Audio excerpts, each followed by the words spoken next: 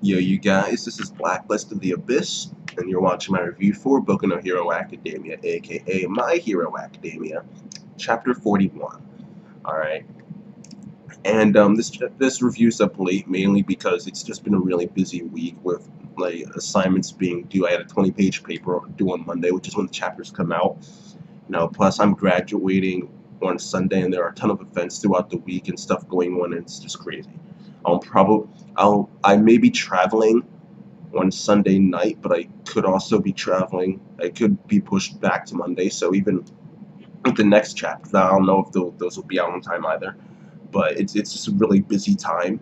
Um, but yeah, that this review is up now, so next reviews will probably be out late as well, but at least this one's up. So yeah, that's that. All right, and in the beginning of this chapter, what we see are the results of Izuku's surgery. And his right hand's like all messed up.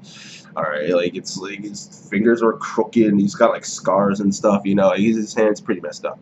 All right, and recovery girl says like she's had enough, pretty much, and she tells him, I'm not gonna heal you anymore.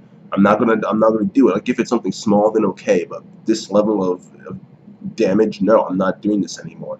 All right, so you better stop destroying yourself because you won't be able to recover anymore because I'm not going to be the one to do it. All right. So, but Izuku, he thinks that he's not capable of mastering One for All quickly enough where he could stop destroying himself like this. So he begins to question whether or not he's worthy for One for All at all. All right, and he asks All Might.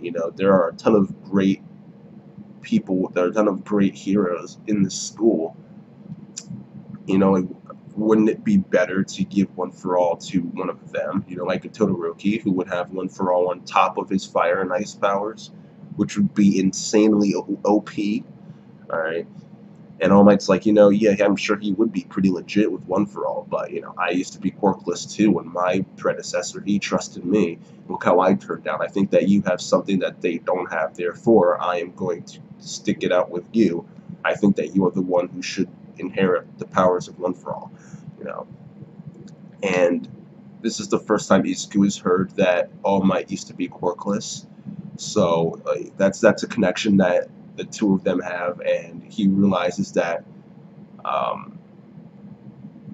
Might probably went through all the same things that he went through in terms of doubting himself, but he overcame them all, and now it just made him feel bad because he is essentially trying to quit after All Might went through all the same stuff and succeeded. It's like spitting in his face, kind of, to a certain extent, though it's not like he realized he was doing it, but still, So he apologizes for saying stupid stuff, alright? And after that, we end up going back to the tournament, alright? Now, as far as this tournament goes, Ida, he defeated Shiozaki, alright, by just pushing her out of the ring real quick, alright? And Tokoyami won his match as well, alright? And Bakugo ended up beating Kirishima, essentially just by being perseverant, pretty much. Because of Kirishima's quirk, it looked like Bakugo's attacks weren't going to do anything.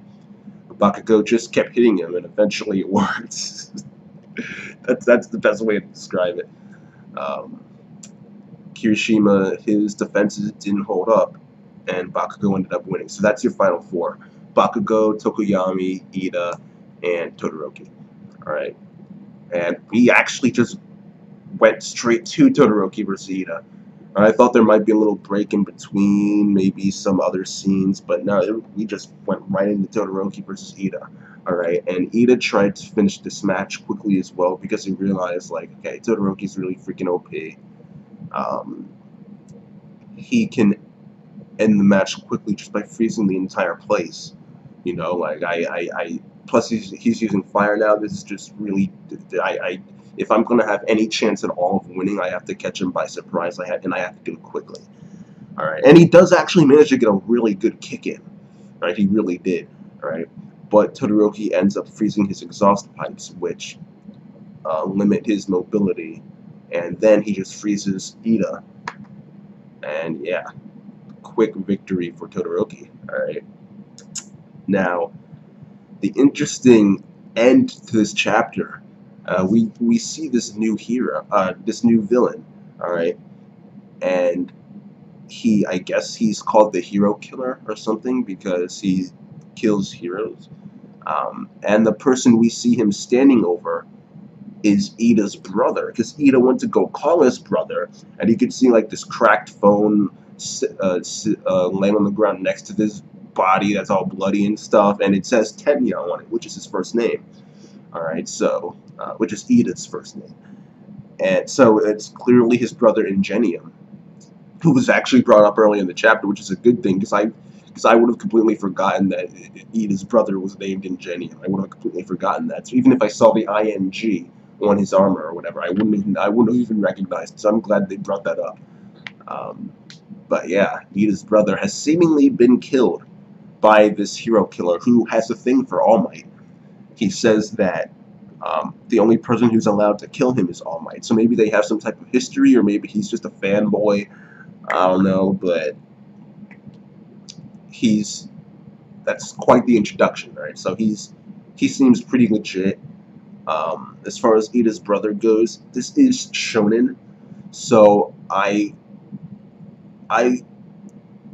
would assume he's dead, but I will also keep open the option that rather than actually killing him, this hero killer just left him for dead instead, where he's dying, and now he's just like, okay, that's good enough. So maybe if someone comes in time, they might be able to get to Ingenium and get him in the hospital, and then like he'll be in a coma or something, or he'll be in critical condition or something like that. You know, and then they won't know if he'll survive. Like it could be like really serious injuries where he is dying but hasn't actually died yet. So especially since we didn't really see much of what happened. Like we saw a part of his body, but it's not like we saw the extent of his injuries. So we know he was probably stabbed in some way. How many times, I don't know. Like we don't really know any of the specifics. All we know is that he's laying there. That's all we know. He's laying there, there's blood on the ground, and the guy has a knife. And he's called the hero killer. Alright? Which would obviously mean he's probably dead, but people have been stabbed before and survived, so I mean it's like, you know, maybe he's dying but not actually dead yet. Especially since you have people like Tsunade or Hiyori who get cut in half and survive. Alright, so I'm leaving it open, alright, but he's probably dead. Alright, but overall for this chapter, I'll give it a 7.5 out of 10 because Recovery Girl finally just said she's had enough, and it's essentially forcing Izuku to grow, pretty much, because he legitimately cannot continue to fight the way he has been, so he has to change. He doesn't have a choice. You know, so there's that. Plus he got a little bit closer with All Might, and Todoroki had that quick fight, you know, whatever, but Baku had the quick fight too, whatever. Alright, I'm saying whatever. It's like the Final Four now, you know. Like it's a big deal, but it's not like the fight was anything special in terms of choreography. It was just really quick, you know. And then there's stuff with Ingenium at the end. So I'll give the chapter 7.5 out of 10. It was decent, you know. It was like at that border between good and like kind of good. Like I don't really know how to describe it, but it was like after I finished reading the chapter, I wasn't saying, well, that was a pretty freaking good chapter, you know. Like I was thinking, yep, that was cool, you know, it was good, you know. So I'll give it a 7.5 out of 10, and that's that, you guys. Rate, comment, subscribe. Follow me on Twitter at BlacklistOTA, and I'll see you guys next time.